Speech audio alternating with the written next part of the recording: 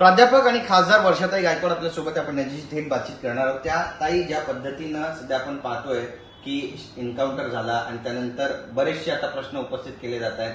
आशिष शेलार यांनी पण प्रश्न उपस्थित केलेले आहेत आणि कधीपर्यंत अशा पद्धतीनं ज्या चुकीच्या गोष्टी आहेत त्यांचं तुम्ही समर्थन करणं असं थेट सवाल सुद्धा विचारताय. कसं पाहताय एकंदरीतच एन्काउंटरकडे? कोण हा प्रश्न आम्हाला विचारते? आशिष शेलारजी. पहिलं तर माझं म्हणणं आहे की आशिष शेलारजींनी पहिलं सांगितलं पाहिजे, ज्या शाळेमध्ये ही घटना झाली, ज्या चिमुरड्यामध्ये अन्याय झाले, शाळेने कॉग्निजन्स का नाही घेतला? शाळा तर भाजपाच्या आणि आरएसएसच्या लोकांची शाळा आहे, हे तर जग जाहीर आहे. मग त्या शाळेच्या लोकांनी जर त्या ठिकाणी तक्रार घेऊन त्याच वेळी कारवाई केली असती तर पुढचे प्रकार घडलेच नसते. पण दुर्दैवाने शाळेने काही तक्रार घेतली नाही. शेवटी जन आंदोलन झालं, जनाक्रोश झाला, लोक रस्त्यावर उतरले, त्याच्यानंतर ह्या केसचा जो कॉग्निजन्स घेतला गेला, ही सगळ्यात पहिली दुर्दैवाची गोष्ट. दुसरी महत्वाची गोष्ट, त्या महिला, त्या मुलीची आई जी गरोदर होती 8 महिन्याची, तिला जवळपास 11-12 तास त्या पोलीस स्टेशनमध्ये बसलो तर तिला जाब नोंदणी केला नाही. कोणाचं सरकार आहे?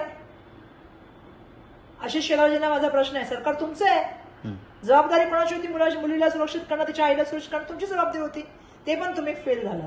त्याच्यानंतर आमचं म्हणणं आहे, त्याला फाशी मिळाली पाहिजे, शिक्षा मिळाली पाहिजे. भूमिका कोणी मांडली? आम्ही मांडली. त्याला तर नराधमाला फाशी पण झाली पाहिजे, फास्ट ट्रॅकमध्ये ही केस लढली पाहिजे, ही भूमिका आम्ही मांडली. त्यामुळे अक्षय शिंदे याला कोणाला म्हणामुळे त्याच्याबद्दल सिंपती नाहीये, सहानुभूती नाहीये, नाही दयाची भावना आहे. मोठ्या प्रमाणामध्ये त्याला शिक्षा झाली पाहिजे, ही आमची सगळ्यांची इच्छा आहे. न्याय व्यवस्थेवर आमचा पूर्ण विश्वास आहे. महाराष्ट्राने कसाबला पण फाशी दिलेली आहे, हा इतिहास आहे. त्यामुळे आम्हाला पूर्ण न्याय व्यवस्थेवर विश्वास आहे. पण ज्या तऱ्हेने एन्काउंटर झालं त्याच्यावर काही प्रश्नाचिन्ह निर्माण झाले ना, त्या प्रश्नाची तर उत्तर द्यावी लागतील ना आशिष शेलारांना आणि त्यांच्या होम मिनिस्टरला. का नाही दिली पाहिजे? मुख्यमंत्र्यांना पण द्यावी लागतील. आम्हाला माहितीये की पोलिसांची जी बंदूक असते ती नेहमी लॉक असते, मग ती कशी काय खुली होती? पहिल्यांदा सांगितलं गेलं की त्याने स्वतःहून आत्महत्या केली, मग सांगितलं गेलं की त्याचं चकमकीत झालं. सत्य काय? हा प्रश्न विचारणं चुकीचं आहे का? ज्या केससाठी तो जेलमध्ये गेला होता त्याच्यामध्ये अशा ठिकाणी गेला की ते सीसीटीव्ही फुटेज कुठे आहे? मग जर हे प्रश्न विचारले तर आम्ही त्याच्या ह्याच्यामध्ये होतो का? आशिष शेलारजी, हे लोकांचे प्रश्न आहेत, हे आमचे प्रश्न नाही आहेत. कोणाला अक्षय शिंदेबद्दल सहानुभूती पण नाही, दया भावना पण नाही, नराधम आहे, त्याला फाशी झाली पाहिजे, प्रत्येकाची भावना होती. न्याय व्यवस्थेवर आमचा विश्वास होता आणि आहे. पण दुर्दैवाने तुम्ही जे सांगताय ना, आणि मी एक प्रश्न विचारते, 13 ऑगस्टला ही घटना झाली आहे, आज तारीख काय? आपटेला अजून 1 महिना झाला तर अटक का होऊ शकली नाही? आशिष शेलारजी त्याचं पहिलं प्रश्नाचं उत्तर द्या. म्हणजे आशिष शेलार काय म्हणतात, आपटे कुठे आहेत माहितीये का आशिष शेलारांना? तुमच्या पक्षाशी निगडीत आहे ना, आरएसएसशी निगडीत आहे ना, द्या ना उत्तर त्याचं. का नाही पकडत होम मिनिस्टर त्यांना? म्हणजे आम्ही असे प्रश्न विचारले तर काय आम्ही हे आहेत का की आम्ही यांना सपोर्ट करतो त्यांना सपोर्ट करतो? म्हणजे लोकांनी प्रश्न विचारायचे नाही, लोकशाही नाहीये, हे काय चाललंय? म्हणजे पोलिसांच्या बंदुकीच्या गोळ्या चालायला लागल्या तर कसं व्हायचं? म्हणजे महत्वाचा प्रश्न आहे की पोलिसांची बंदूक बंद असते, लॉक असते. हे सगळं बघितलं तर मला एक या गोष्टीकडे सांगायला पाहिजे. आमचं काय म्हणणं आहे, त्या नराधमाला तर फाशी झाली पाहिजे, कायद्याने त्याला जे आहे ते कारवाई झाली पाहिजे, पण त्याचबरोबर आपटेला पण पकडलं पाहिजे ना, सत्यता आली पाहिजे लोकांसमोर. म्हणून आमचं म्हणणं आहे की सीबीआयच्या माध्यमातून या पूर्ण प्रकरणाची चौकशी व्हावी आणि या माध्यमातून सखोल सत्य लोकांसमोर यावं, हीच आमची मागणी आहे. ताई, पण एक 2 महत्वाचे विषय. एक तर अक्षय शिंदे यांचा जो एन्काउंटर झालेला आहे त्यानंतर एकनाथ शिंदे यांच्याबद्दल त्यांचे जे खासदार आहेत ते एक न्याय, एक नाथ, एक न्याय आणि बलात्कारांना गय नाही अशा आशयाचं ट्विट केलं जात आहे. ठिकठिकाणी जल्लोष सुद्धा अक्षय शिंदे याच्या एन्काउंटर नंतर साजरा केला जातोय. कसं पाहताय? नाही बघा, असं आहे की आमचं जे म्हणणं आहे ते आम्ही मांडलेलं आहे की आपटे का 1 महिन्यापासून भेटत नाहीये, आपटे का फरार आहे, हा प्रश्न चुकीचा आहे का? जी घटना झाली त्याला दाबण्याचा प्रयत्न शाळेच्या व्यवस्थापनाने केला की नाही केला, हा आमचा प्रश्न आहे. ज्यावेळी घटना झाली तेव्हा सगळ्यात पहिले पालक कुठे गेले होते? शाळेमध्ये गेले होते. तिथे झाली की नाही त्यांच्याबरोबर काय म्हणतात त्याला हलगर्जीपणा झाला? आपटे फरार झाला, तो झाला की नाही हलगर्जीपणा झाला? ती गरोदर महिला, ती माता 11 तास पोलीस स्टेशनमध्ये बसली, झाला की नाही हलगर्जीपणा झाला? आता बंदूक लॉक नाही, झाला की नाही हलगर्जीपणा झाला? आता मला हे सगळे प्रश्न यासाठी विचारायचे आहेत ना की या सगळ्या प्रश्नाच्या माध्यमातून सत्यता लोकांसमोर यावी आणि सत्याने लोकांना कळावं ना. एक नाथ आणि एक सत्य पण बाहेर यावं हीच अपेक्षा व्यक्त करते. आणि आता या सगळ्या प्रकरणामध्ये महत्वाची गोष्ट की याची सीसीटीव्ही फुटेजच नाहीये. जर सीसीटीव्ही फुटेज आहेत तुम्हाला सत्यता कशी माहिती पडणार. त्यामुळे आमचं म्हणणं आहे की सत्यता पण भारी होऊ द्या, एक सत्य पण भारी होऊ द्या ना, करा सीबीआयच्या माध्यमातून चौकशी. नक्कीच तुमचं पुढचं पाऊल या सगळ्या संदर्भातलं काय असणार आणि काही मागणी तुम्ही या संदर्भात करणार आहात? नाही, मी मागणी तर केली की याच्या प्रकारची पूर्ण सीबीआय चौकशी व्हावी, याची सत्यता बाहेर यावी, सीसीटीव्ही फुटेज याचे बाहेर यावेत. एक्झॅक्टली मला कळत नाही की आपटे का फरार आहेत. लपवलं जातं त्यांना असं म्हणायचं. आता ते पोलिसांनी चेक करावं ना, माझं काम थोडी आहे. म्हणून मी म्हटलं ना, हलगर्जीपणा कुठे कुठे झाला. पहिल्या कंप्लेंट मध्ये घेण्यामध्ये झाला, त्याला शिक्षा व्यवस्थापनाने त्याला आणून द्यायला पाहिजे होतं पोलीस स्टेशनला. प्रकरण का दाबलं व्यवस्थापनाने, का येऊन पोलीस कंप्लेंट केली नाही. जोपर्यंत जन आंदोलन झालं नाही तोपर्यंत कुठे आलेले संस्थेच्या मंडळी पुढे. त्यामुळे या सगळ्या प्रकरणाची सखोल चौकशी तर व्हायला पाहिजे. ही मागणी करणं, भूमिका ठेवणे काही चुकीचं आहे का. त्यामुळे आमच्या म्हणून चौकशी करावी, लावा सीबीआय इन्क्वायरी, सीसीटीव्ही फुटेज बाहेर येऊ द्या, माहिती पडतं लोकांना पण काय एक्झॅक्टली झालेलं आहे. काही राजकीय प्रश्न आहे. बँड्रा पश्चिम विधानसभेतून प्रिया दत्त हे निवडणूक लढवतील असं बोललं जाते. तुम्ही त्यांची भेट घेतली अशा बातम्या सत्य, आणि आशिष शेलार यांच्यासमोर एक तगडं आव्हान काँग्रेस उभं करते असं म्हणावं. पहिला तर प्रश्न असा आहे की प्रिया दिदी आणि माझे संबंध खूप वैयक्तिक आहेत. माझ्या वडिलांपासूनचे, त्यांच्या वडिलांपासूनचे संबंध आहेत. माझ्या पहिल्या इलेक्शनच्या प्रचाराला सुद्धा आदरणीय सुनील दत्त साहेब आले होते आणि त्यांनी वर्षाला मतदान करा असं आवाहन केलं होतं. आणि माझ्या वडिलांचे आणि त्यांचे दोघं जण पार्लमेंटमध्ये एकत्र असल्यामुळे आमचे संबंध खूप वेगळे आहेत. त्यामुळे दीदींना मी कौटुंबिक सदस्य ते आमच्या आहेतच. आणि ज्यावेळी मला उत्तर मध्य मुंबईमधून तिकीट मिळालं त्या माझ्या फॉर्म भरायला आल्या, माझ्या प्रचाराला आल्या. त्यामुळे त्या सातत्याने मला पूर्णपणे सहकार्य करण्याचं काम करतात, आशीर्वाद देण्याचं बहीण म्हणून मोठी काम करत असतात. काल त्यांना आम्ही भेटायला गेलो. पण नक्कीच बांद्रा वेस्टची जी सीट आहे आमचा प्रयत्न राहील की आम्ही ते जिंकली गेली पाहिजे. ज्या तऱ्हेने आमचं इक्वेशन आहे किंवा ज्या तऱ्हेने मागील लोकसभेच्या इलेक्शनमध्ये किंवा आता पुढे येणाऱ्या विधानसभेच्या इलेक्शनमध्ये आमची स्ट्रॅटेजी आहे, त्यानुसार आम्ही काम करू. आणि मला माहिती आहे की बांद्रा वेस्टचे लोक ज्या तऱ्हेने, मी परवा पण पटवर्धन पार्कमध्ये होते, ज्या तऱ्हेने लोकांचा आमच्या प्रती रिस्पॉन्स आहे किंवा जो आमच्या प्रती जे लोकांचं आता वागणं आहे हे दिसतंय आम्हाला, नक्कीच आमचा उमेदवार निवडून येईल. आणि जर तगडा उमेदवार राहिला तर काय हरकत आहे. आणि मला असं वाटतं की दत्त कुटुंबाचं जे प्रतिमा आहे उत्तर मध्य मुंबई जिल्हा आणि मुंबईमध्ये, ती वेगळीच प्रतिमा आहे. म्हणजे सुनील दत्त असतील किंवा नरगिस दत्त असतील, यांनी सातत्याने एकतर पक्षाशी एकनिष्ठ राहण्याचं काम केलं, दुसरं जनांचं, सगळ्यांचं म्हणजे प्रत्येक जाती धर्माचं त्यांनी त्या ठिकाणी जे आहे ते एकत्र घेऊन त्या ठिकाणी शांतता प्रस्थापित झाली पाहिजे म्हणून यात्रा काढली. नरगिस दत्त आपल्याला माहिती आहे की त्या सातत्याने लोकांची जनसेवा करण्यामध्ये काम करत होत्या. आणि त्यामुळे अशा कुटुंबामधल्या प्रियाजी दत्त आहेत आणि त्यांच्याबद्दल आमच्या सगळ्यांच्या मनात नितांत आदर आहेत. जर त्या उभ्या राहिल्या तर त्यासारखं असं मला वाटत नाही की चांगलं काम काही आणि चांगलं काही कॅन्डिडेट उमेदवार होऊ शकतो. सातत्याने आमचा प्रयत्न राहील की त्यांनी राहावं उभं. आणि ते आमच्या भगिनी पण आहेत, त्यामुळे आम्हाला आनंदच होईल.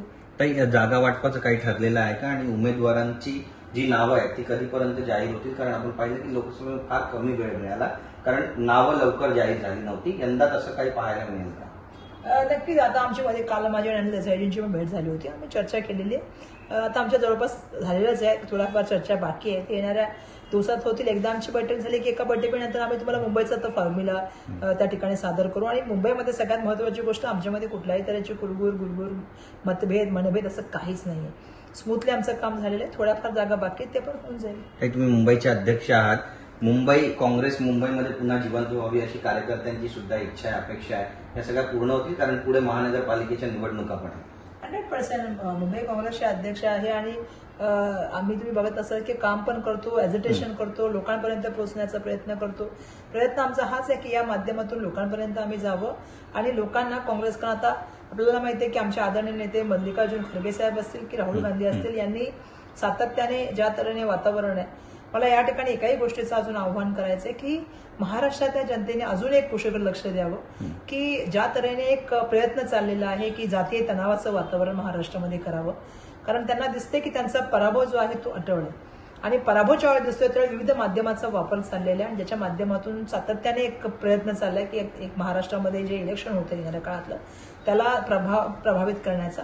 पण महाराष्ट्रातली जनता ही नेहमीच जे आहे शाहू फुले आंबेडकर छत्रपती शिवाजी महाराजांचा इतिहास असलेली रयतेचं राज्य काय असतं सर्वांना बरोबर घेऊन जाणारी पुरोगामी महाराष्ट्राची जनता आहे.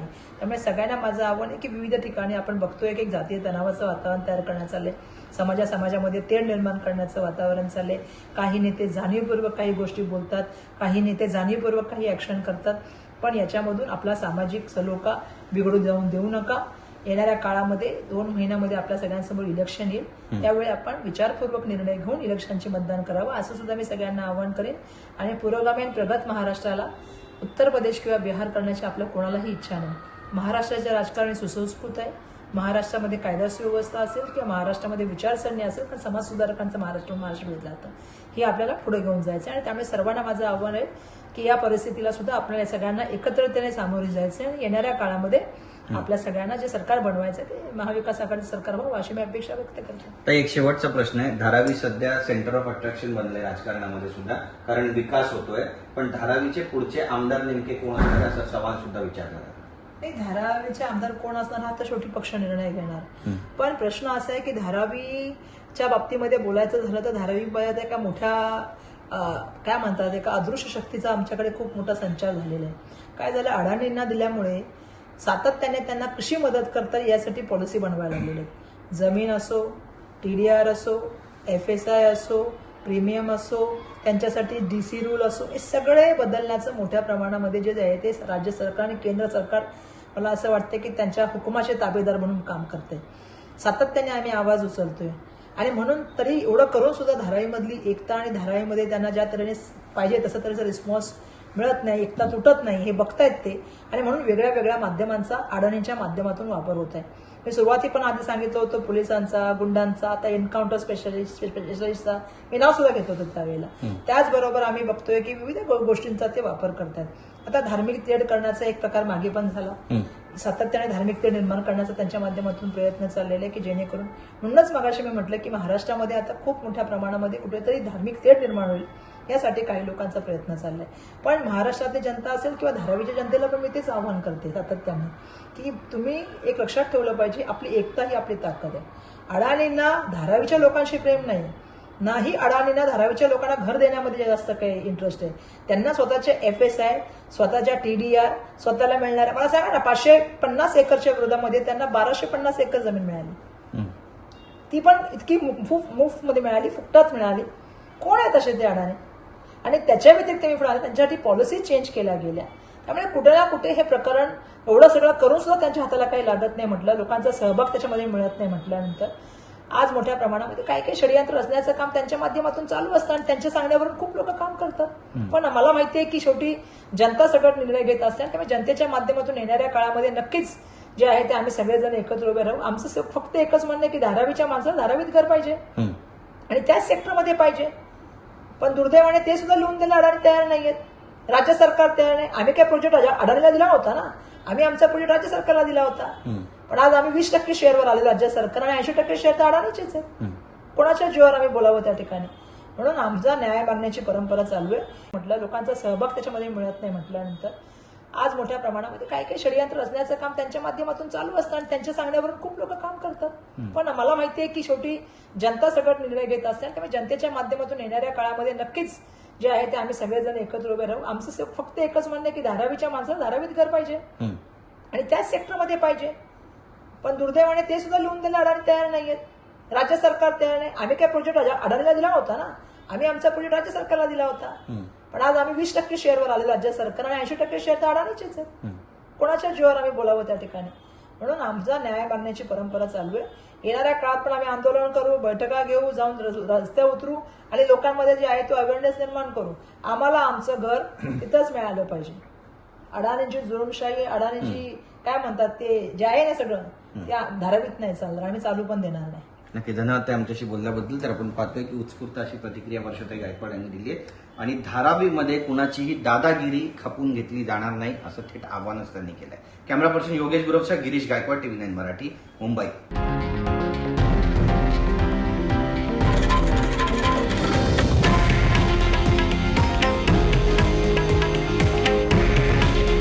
हे आहे देशातील नंबर 1 न्यूज नेटवर्क आणि आपण पाहत आहात TV9 मराठी.